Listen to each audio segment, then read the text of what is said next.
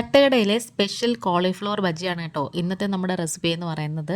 നല്ല ക്രിസ്പിയാണ്, അതുപോലെ തന്നെ നല്ല ടേസ്റ്റാണ് കേട്ടോ. വീഡിയോ സ്കിപ്പ് ചെയ്യാതെ ഫുള്ള് കാണണേ. ഇഷ്ടപ്പെട്ട ചാനലൊന്ന് ലൈക്ക് ചെയ്യും, ഷെയർ ചെയ്യും, കമൻറ്റ് ചെയ്യും, സബ്സ്ക്രൈബ് ചെയ്ത് സപ്പോർട്ടൂടെ ചെയ്യണേ. അപ്പോൾ താമസിക്കുന്നില്ല, നമുക്ക് നേരെ വീഡിയോയിലേക്ക് തന്നെ പോവാം.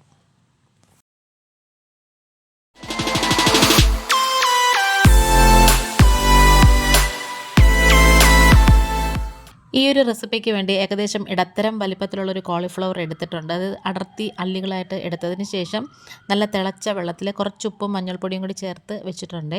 അപ്പം അതിനകത്ത് എന്തെങ്കിലും പുഴുക്കളോ ഒക്കെ ഉണ്ടെങ്കിൽ അത് പോവും, അതിന് വേണ്ടിയിട്ടാണ്. എന്നിട്ടൊന്നും കൂടെ കഴുകിയെടുത്ത് മാറ്റി വെച്ചിട്ടുണ്ട്.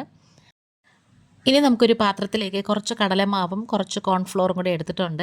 കോൺഫ്ലോർ നമ്മളെപ്പോഴും കടലമാവിനേക്കാളും 1 ടേബിൾ സ്പൂണെങ്കിലും കൂടുതൽ എടുക്കാൻ നോക്കണേ. ഇനി നമുക്കിതിലേക്ക് ഏകദേശം 1 ടേബിൾ സ്പൂണോളം പിരിയൻ മുളകിൻ്റെ പൊടി എടുത്തിട്ടുണ്ട്. പിന്നെ ഒരു 3 അല്ലി വെളുത്തുള്ളിയും ചെറിയൊരു കഷ്ണം ഇഞ്ചി ചതച്ചതും എടുത്ത് ഇതിലേക്ക് ഇട്ട് കൊടുക്കാം. ആവശ്യത്തിന് ഉപ്പും അതുപോലെ തന്നെ 1 ടീസ്പൂണോളം ഗരം മസാലയും കൂടി ചേർത്ത് കൊടുത്തിട്ടുണ്ട്. ആവശ്യത്തിന് വെള്ളവും കൂടി ഇതിലേക്ക് ഒഴിച്ചു കൊടുത്തിട്ട് കൈ കൊണ്ട് നന്നായിട്ട് ഇങ്ങനെ ഒന്ന് മിക്സ് ചെയ്ത് യോജിപ്പിച്ചെടുക്കണേ. കുറച്ചായിട്ട് വെള്ളം ചേർത്ത് കട്ടാതെ വേണം നമുക്കിത് കുഴച്ചെടുക്കാനായിട്ട്. ആദ്യമേ നമ്മൾ ഫുള്ള് വെള്ളം കൂടി ഒഴിച്ച് കഴിഞ്ഞാൽ ഇതിൻ്റെ ആ ഒരു പരുവം അങ്ങ് മാറിപ്പോവും. അതുകൊണ്ടാണ് ഫോർക്ക് കൊണ്ടോ അല്ലെങ്കിൽ ഇതുപോലെ കൈ കൊണ്ടായാലും മതി, അതാണ് ഏറ്റവും നല്ലത്. ഇനി നമുക്കിതിലേക്ക് നമ്മൾ നേരത്തെ റെഡിയാക്കി വെച്ചിട്ടുണ്ടായിരുന്ന കോളിഫ്ലവർ മൊത്തവും ഇട്ട് കൊടുക്കാമേ. എന്നിട്ടൊന്നും കൂടി നന്നായിട്ട് ഇങ്ങനെ കുഴച്ച് ഒന്ന് യോജിപ്പിച്ചെടുക്കണം. നല്ല ടേസ്റ്റാണ് കേട്ടോ ഈ ഒരു കോളിഫ്ലവർ ബജിക്ക് എന്ന് പറയുന്നത്. അപ്പോൾ നമ്മൾ ഉത്സവപ്പറമ്പിലും അതുപോലെ തന്നെ തട്ടുകടകളിലൊക്കെ കാണുമ്പം എന്തായാലും ഇത് എടുത്തു പോവും. പിന്നെ സോസും ഒക്കെ വെച്ചിട്ടാണ് കേട്ടോ നമ്മളിത് കഴിക്കുന്നത്. അങ്ങനെ ഇത് നന്നായിട്ട് മിക്സ് ചെയ്ത് യോജിപ്പിച്ചെടുത്തിട്ടുണ്ട്. അപ്പം ഇതിലേക്ക് ഇനി നമുക്ക് ചേർത്ത് കൊടുക്കേണ്ടത് കുറച്ച് മൈദയാണ്. ആ ഒരു കോട്ടിംഗ് ഒന്ന് നന്നായിട്ട് കിട്ടാൻ വേണ്ടിയിട്ടാണ് നമ്മളിതെല്ലാം കുഴച്ചെടുത്തതിന് ശേഷം ലാസ്റ്റ് നമ്മൾ മൈദ ചേർത്ത് കൊടുക്കുന്നത്. ആദ്യമേ ചേർക്കേണ്ട ആവശ്യമില്ല, ഇതേപോലെ ലാസ്റ്റ് ചേർത്ത് കൊടുത്താൽ മതിയേ. ഇപ്പം മാവ് കുറച്ചും കൂടി കട്ടിയായിട്ട് വന്നിട്ടുണ്ട്. അതുപോലെ തന്നെ ഇനി നമുക്കിത് എണ്ണയിലേക്ക് എടുത്തിടാനും നല്ല എളുപ്പമാണ്. ആ ഒരു സമയം കൊണ്ട് ഞാനിവിടെ എണ്ണയൊക്കെ ചൂടാക്കാൻ വെച്ചിട്ടുണ്ടായിരുന്നേ. ഇതിപ്പോൾ സൺഫ്ലവർ ഓയിലാണ് എടുത്തേക്കുന്നത്. നന്നായിട്ട് ഇങ്ങനെ ചൂടായിട്ട് വരുമ്പോൾ നമുക്കിങ്ങനെ ഓരോന്നായിട്ട് അടർത്തി ഇതിലേക്ക് അങ്ങ് ഇട്ട് കൊടുക്കണം.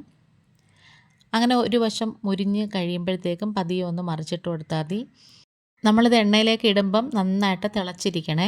പിന്നെ നമ്മൾ മീഡിയത്തിലും ലോയിലും ഒക്കെ ഇട്ടിട്ട് തിരിച്ച് മറിച്ചു വിട്ട് നന്നായിട്ട് ഇങ്ങനെ മൊരിയിച്ചെടുക്കണം. അല്ലാന്നുണ്ടെങ്കിൽ പുറം ഭാഗം പെട്ടെന്ന് ക്രിസ്പിയായും പോവും, ഉള്ളിൽ നന്നായിട്ട് ഇങ്ങനെ വെന്ത് കിട്ടത്തില്ല.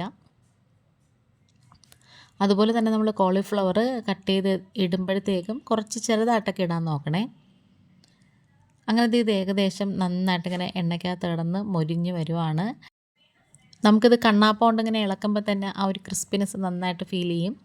ലാസ്റ്റ് കുറച്ച് കറിവേപ്പിലയും കൂടി ഇതിലേക്ക് അങ്ങ് ഇട്ട് കൊടുക്കാം. കറിവേപ്പില ലാസ്റ്റ് നമ്മൾ വറുത്ത് കോരിടണമെന്നൊന്നുമില്ല. ഇതേപോലെ ഈ ഒരു പരുവത്തിൽ കോളിഫ്ലവർ മൊരിഞ്ഞ് കഴിയുമ്പോഴത്തേക്കും ആ കൂട്ടത്തിൽ തന്നെ അങ്ങ് ഇട്ടാൽ മതിയേ. ഇനി നമുക്കിത് പ്ലേറ്റിലേക്ക് വാങ്ങി വയ്ക്കാം. അപ്പോൾ ഈ വീഡിയോ കണ്ടുകൊണ്ടിരിക്കുന്ന സമയത്ത് ആദ്യമായിട്ട് കാണുന്ന കൂട്ടുകാരാരെങ്കിലും ഉണ്ടെങ്കിൽ ചാനലൊന്ന് സബ്സ്ക്രൈബ് ചെയ്യണം. അങ്ങനെ നല്ല ടേസ്റ്റി ആയിട്ടുള്ള കോളിഫ്ലവർ ബജ്ജി ഇവിടെ റെഡി ആയിട്ടുണ്ട്. നമ്മുടെ വീഡിയോയും വൈൻഡപ്പ് ചെയ്യാറായി. ഇന്നിപ്പോൾ ഇത്രയേ ഉള്ളൂ. വേറൊരു വീഡിയോ ആയിട്ട് വേഗം തന്നെ വരാം. Thanks for watching.